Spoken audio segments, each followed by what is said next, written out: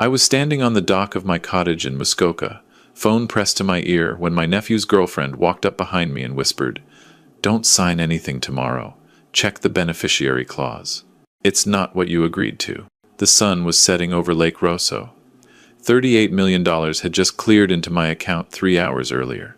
The sale of my cybersecurity firm to a Toronto conglomerate had finally closed after 18 months of negotiations. I'd built that company from my basement in Barrie 23 years ago, weathered the dot-com crash, survived the 2008 recession, and somehow turned it into something worth walking away from with enough money to never worry again. My wife Margaret had passed 2 years before the sale went through. Cancer. She never got to see this moment, never got to know we'd be secure. That loss made the money feel hollow. But I told myself she'd want me to enjoy it, to take care of the family she loved.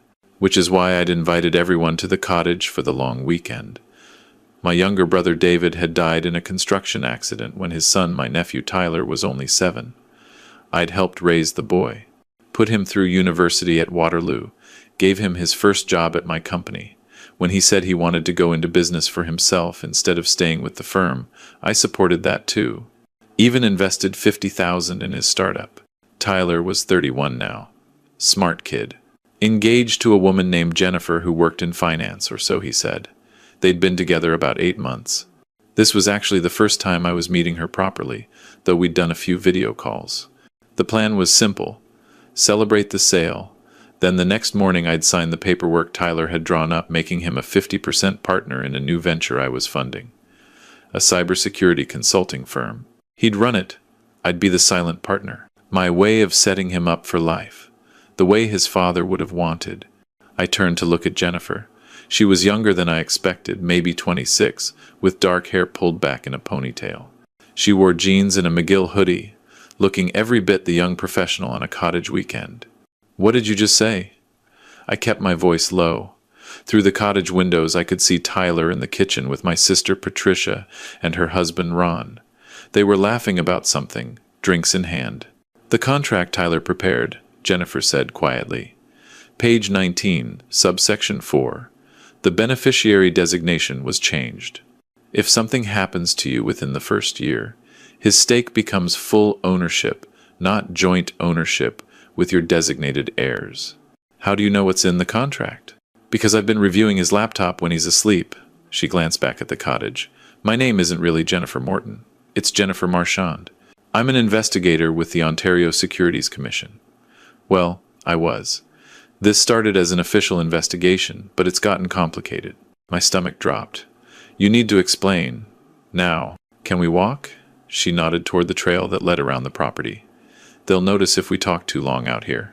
We started walking, staying close to the shore where the sound of small waves would cover our voices. The last light was fading from the sky, and the loons were starting their evening calls across the lake. 6 months ago, Jennifer began, Tyler tried to raise venture capital for his startup. He submitted financial projections that were, let's say, creative. One of the firms he approached filed a complaint. The OSC assigned me to look into it. Small potatoes, really probably would have been a fine and a warning. "But," I prompted. But when I started digging, I found he'd done this before. 3 times. Different investors, different schemes. He's good at identifying people with money who trust him.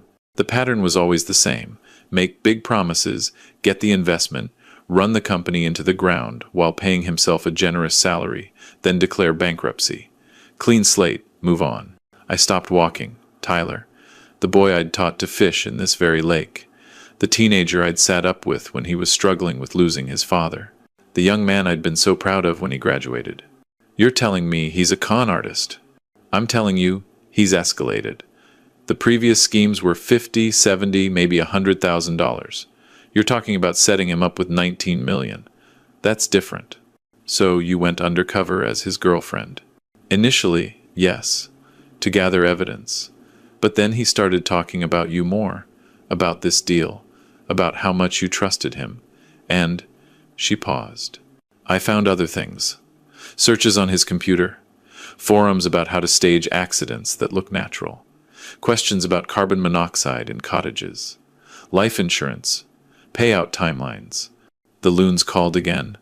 Somewhere across the lake, a motorboat was heading in for the night. You think he's planning to kill me? I think he's researching it. Whether he'd actually do it, I don't know, but the contract definitely sets it up so he'd benefit. And your cottage is isolated. The propane system is old, there are cliffs, deep water. She met my eyes. Accidents happen at cottages all the time. I'd known Jennifer, if that was even her real name, for all of 3 hours since they'd arrived this afternoon. I had no reason to trust her word over Tyler's. But something in my gut, the same instinct that had helped me navigate business deals and spot security vulnerabilities for 2 decades, was screaming at me that she was telling the truth. Why are you telling me this? Why not just arrest him? Because I can't. Not yet. The OSC investigation is civil, not criminal. I've reported my findings to the RCMP detachment in Bracebridge, but they need evidence of actual criminal intent, not just suspicious behavior. Right now, it's a contract with questionable terms and some concerning Google searches. That's not enough. So what do you want me to do? Don't sign tomorrow. Tell him you need your lawyer to review it first. That'll buy us time. And then? Then we figure out what he's really planning. If he's just a small-time grifter who got ambitious, he'll back off when he realizes he's not getting easy money. But if he's something worse... She trailed off. The cottage was warm with light ahead of us. Through the windows I could see Patricia setting out snacks. Tyler was helping, looking relaxed and happy. My nephew, my dead brother's son. There's something you should know, I said slowly. About 30 minutes before you pulled me aside, Tyler offered to make me a special drink. Said it was a new craft bourbon he'd brought from Toronto. Wanted me to be the first to try it. He told him maybe later, after dinner. Jennifer's expression hardened. Where's the bottle? Kitchen counter. Dark glass, fancy label. We need to secure that. And you need to not drink anything he prepares. Nothing. Not even beer from a bottle, if he's the one who opens it. We walked back in silence. My mind was racing through years of memories, trying to spot the signs I'd missed. Had Tyler always been this person, and I'd just been too blinded by love and obligation to see it? Or had something broken in him along the way? Margaret would have known what to do. She'd always been the one with the people sense, the one who could spot a fake smile or an insincere compliment from a mile away. I was the tech guy, the problem solver for systems and code, not for family. When we reached the cottage, Tyler was at the barbecue on the deck, flipping steaks. He looked up with a grin. There you are. Was starting to think you two had wandered off into the woods. Jennifer, did Uncle Tom bore you with stories about the old days? Just showing me the property, Jennifer said smoothly. It's beautiful up here. Best spot on the lake, Tyler agreed. Hey, Uncle Tom, I poured you that bourbon. Left it on the side table in the living room. Should still be perfect. Thanks, but I think I'll stick with beer tonight. Saving the good stuff for after we sign tomorrow. Something flickered across Tyler's face. Just for a second. Disappointment, frustration, then the smile was back. Sure. More for me then. Dinner was torture. I had to sit there making conversation, laughing at Ron's terrible dad jokes, listening to Patricia talk about her book club, all while watching Tyler across the table and wondering if the boy I loved was planning to murder me. He was attentive, solicitous even, making sure I had enough food, refilling my water glass, asking about my plans for retirement. Every gesture that would have seemed loving 24 hours ago now felt calculated. After dinner, Patricia and Ron headed to bed early. They'd driven up from Mississauga and were tired from the traffic. Tyler suggested a bonfire down by the water, the way we used to do when he was young. Just like old times, he said. Remember when I was 15 and tried to convince you that marshmallows counted as a vegetable because they came from plants? I did remember. God, I remembered everything. Teaching him to skip stones, helping him build that tree house that was probably still standing somewhere in the woods, holding him when he cried about missing his dad. I remember, I said. We built the fire together, Tyler gathering kindling while I arranged the larger logs. Jennifer sat on one of the Muskoka chairs watching us. The night was clear, stars sharp overhead. September in cottage country, the air already carrying hints of the autumn to come. I want to thank you, Tyler said once we had the fire going, for everything, for being there after Dad died, for giving me opportunities. For this, he gestured vaguely. The partnership, the money, the trust. I know I don't deserve it. Of course you deserve it. Your family. He poked at the fire with a stick. I haven't always been honest with you. About business stuff. Some of my ventures didn't go the way I said they did. My heart rate picked up. What do you mean? Just that I've made mistakes. Bad calls. Lost money. But this time is going to be different. This partnership, it's going to work. I can feel it. Tyler, if you need to tell me something, I'm just saying thank you. He looked up, and in the firelight I couldn't read his expression. You've been more of a father to me than an uncle. I won't let you down. Jennifer stood up. I'm going to grab a sweater from inside. Getting chilly. After she left, Tyler moved closer. Can I ask you something? About Jennifer. Sure. Do you think she's trustworthy? The question caught me off guard. What do you mean? I don't know. Sometimes I get the feeling she's hiding something. Like she's not who she says she is. He laughed, but it sounded forced. Probably just paranoid. New relationship jitters, you know. What does she say she does again? Financial analyst for a consulting firm in Toronto. But I called her office once to surprise her for lunch, and they said no one by that name worked there. When I asked her about it, she said they must have meant her department, but it felt off. So he'd been checking up on her, and she'd been sloppy with her cover. This was getting more complicated by the minute. Have you talked to her about it? Not directly. I don't want to seem controlling or suspicious. But between you and me, I'm thinking about ending things after this weekend. Something doesn't feel right. Jennifer came back with a cardigan wrapped around her shoulders. Tyler immediately shifted gears, suggesting we roast marshmallows, telling stories about past cottage trips. He was good, I had to give him that. Smooth, natural. If I didn't know what I knew, I'd never suspect a thing. Around 11, we called it a night. Tyler and Jennifer were staying in the guest room on the main floor. Patricia and Ron had the upstairs bedroom. I had my usual room off the back, the one Margaret and I had always used. I lay in bed staring at the ceiling, listening to the cottage settle. Every creak, every sound, made me tense. Was that footsteps? The propane being tampered with? The carbon monoxide detector had fresh batteries. I'd checked them when I opened the cottage in May, but would that matter if someone disabled it? Around 2 in the morning, my phone buzzed. A text from Jennifer. Don't drink the water in your room.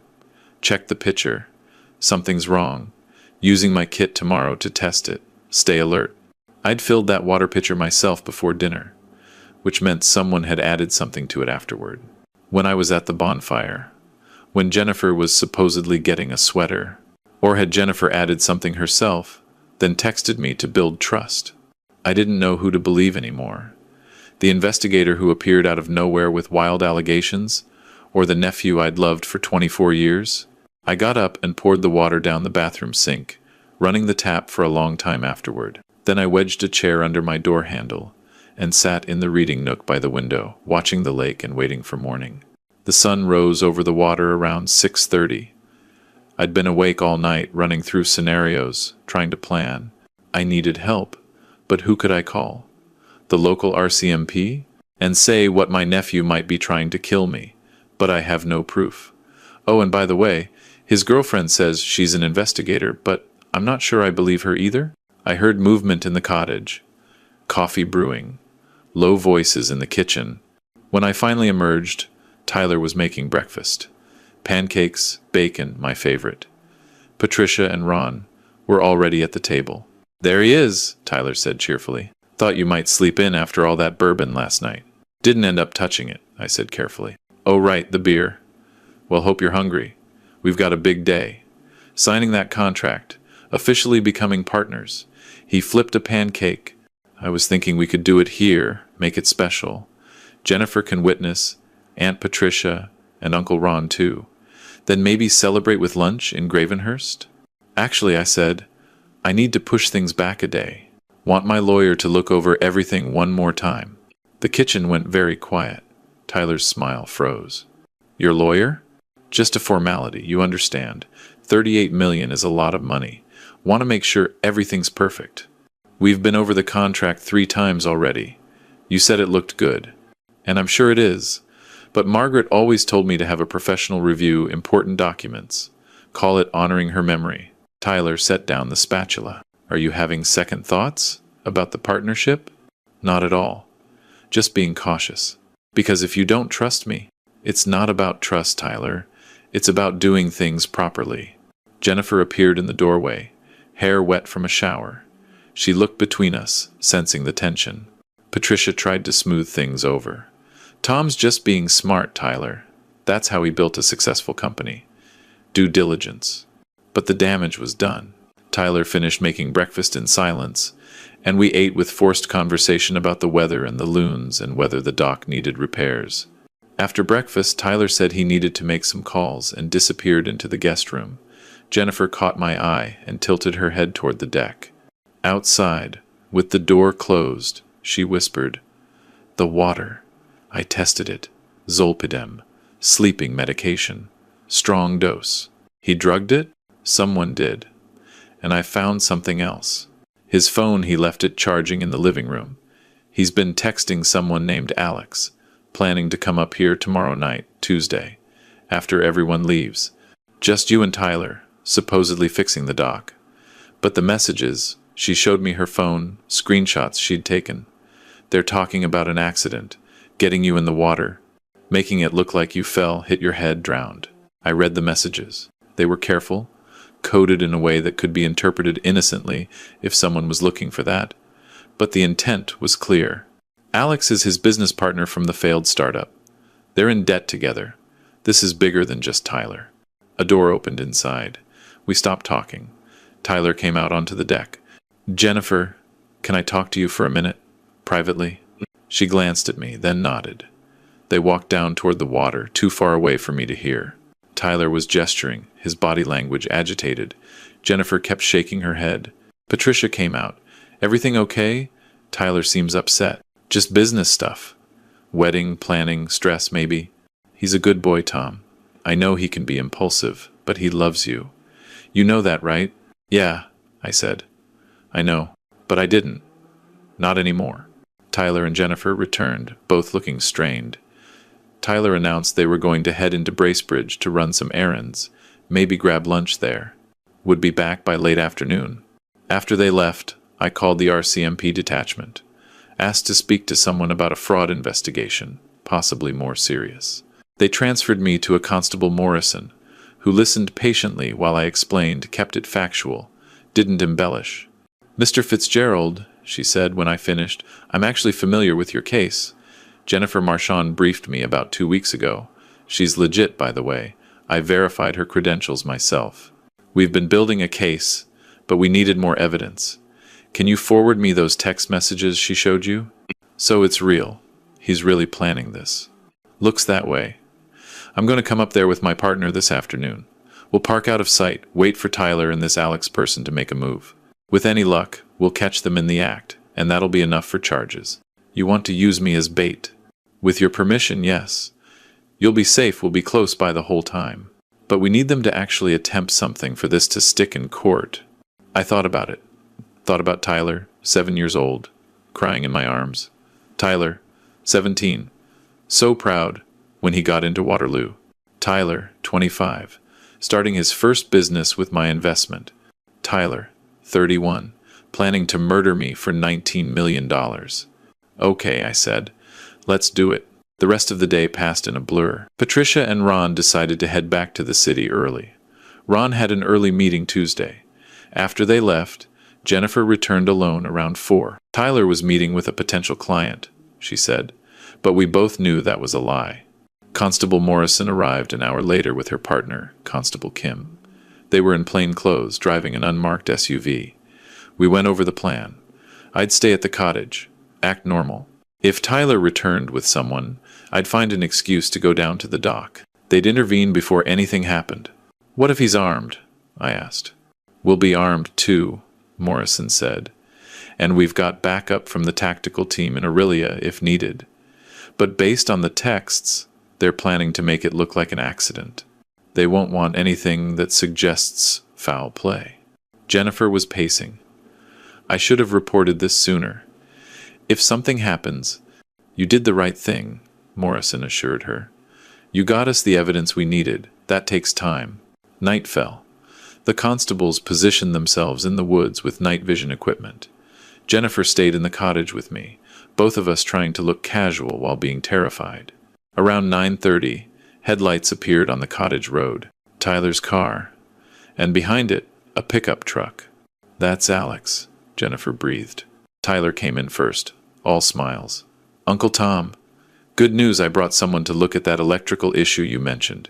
This is my friend Alex. He's an electrician." Alex was tall, maybe 40, with a beard and work boots. He shook my hand firmly. "Happy to take a look." "Tyler says, you've got some outlets that aren't working?" "That's right, mostly down by the dock. The outdoor lighting." "Perfect. Why don't we head down there now while there's still some light?" "Well, flashlight anyway." This was it. Morrison had said to go along until they made an actual move. "Sure," I said. "Let me grab my jacket." Jennifer touched my arm. "Want me to come?" "No. You two stay here," Tyler said quickly. "Keep the coffee hot. Shouldn't take long." We walked down to the dock, three of us in the darkness. Alex had a toolbox, playing the part. Tyler carried a large flashlight. "So here's the thing, Uncle Tom," Tyler said as we reached the dock. "I know you postponed the signing. I know you're having doubts. Just wanted my lawyer." "Stop lying." His voice was hard now, different. "Jennifer told me you know about the contract. The investigations. All of it." My blood ran cold. Had Jennifer betrayed me? Was she working with them? Alex set down the toolbox. "We can still make this work. Sign the partnership papers tonight, with a witness me. Jennifer stays quiet about the OSC stuff. Everybody wins. And if I don't?" Tyler moved to block the path back to shore. "Then you're a 63-year-old man with a heart condition who tragically fell off his dock in the dark and drowned. You'd been drinking, there's an empty bourbon bottle in the recycling to prove it. Accidents happen. I don't have a heart condition. You will after the autopsy finds the medication in your system. Same stuff that was in your water pitcher. Causes heart arrhythmia, dizziness. Very unfortunate." This was it. They were actually going to do it. "RCMP, hands up!" Morrison and Kim emerged from the tree line. Weapons drawn, flashlights blinding. More lights blazed from the woods, the backup team. Tyler spun around, panicked. Alex dropped the toolbox and ran, but only made it 3 steps before 2 tactical officers tackled him. "Tyler Fitzgerald, Alex Morton, you're under arrest for conspiracy to commit murder, fraud, and attempted extortion. You have the right to remain silent." I sat down hard on the dock, legs shaking. It was over. Tyler was shouting, claiming it was all a misunderstanding. They were just trying to scare me. They never would have actually done it. Alex was silent, probably smart enough to know anything he said would only make things worse. Jennifer appeared, running down from the cottage. She looked at Tyler being handcuffed, then at me. "I'm sorry. I know he was family." "Was," I said, past tense. "The investigation took 3 months. They found everything. The previous scams, the fake investors, the pattern of fraud. Tyler's laptop had detailed plans for staging my death, including research into drowning forensics and life insurance payout timelines. Alex's role was minimal. He'd been promised 20% of the take, but there was no evidence he'd been involved in the previous schemes. Tyler's lawyer tried to argue entrapment, but it didn't stick. Jennifer's undercover work had been legitimate, and the moment Tyler and Alex had made physical threats and blocked my escape from the dock, it became attempted murder. The trial was quick. Tyler took a plea deal. 12 years for fraud, conspiracy, and attempted murder. Alex got 8. They'd both be eligible for parole in a third of that time, but would have criminal records forever. I sold the cybersecurity consulting firm concept to someone else. Someone I'd vetted thoroughly through 3 separate background checks. Put most of the money in a trust for Patricia's kids and a few other nieces and nephews I actually trusted. The rest went into a foundation for families who'd lost parents young, something I should have done for Tyler instead of just giving him money and opportunity. Dr. Chen, my old physician from Toronto who'd helped me through Margaret's illness, called to check on me when he heard about the trial through mutual friends. We met for lunch, and he introduced me to a grief counselor. Not just for Margaret, but for the loss of Tyler too, for the betrayal that somehow hurt worse than death. Jennifer Marchand, her real name, it turned out went back to the OSC. We stayed in touch. She'd done her job, but she'd also taken a risk to protect me. That meant something. A year later, I finally went back to the cottage, walked down to the dock where it happened. The loons were calling across the water, the same as always. The lake didn't care about human drama. It just kept reflecting the sky, constant and indifferent. I thought about all the signs I'd missed.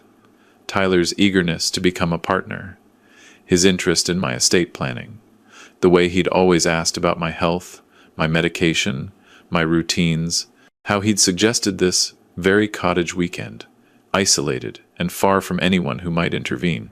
I thought about my brother David, who died when a scaffold collapsed under him, how he'd never know his son had grown up to be this person. Maybe that was a mercy. But mostly I thought about Margaret, and how she'd always known people better than I did. She'd only met Tyler's previous girlfriend once, at a Christmas dinner, and afterward she'd told me, "That girl is using him. Watch." She'd been right. She was always right. "You were right about this too," I said to the empty air, to her memory. "You always said I was too trusting, that I saw people the way I wanted them to be, not the way they were." The wind picked up, rippling the water. Somewhere in the woods, a branch cracked. I pulled out my phone and dialed Patricia. "Hey, it's me. I know this is last minute, but would you and Ron want to come up to the cottage this weekend? Bring the kids. I'm thinking it's time to make some new memories here." Because that's the thing about betrayal. It doesn't just take the present. It tries to poison the past, make you question every good memory, every moment of trust. But I wouldn't let it.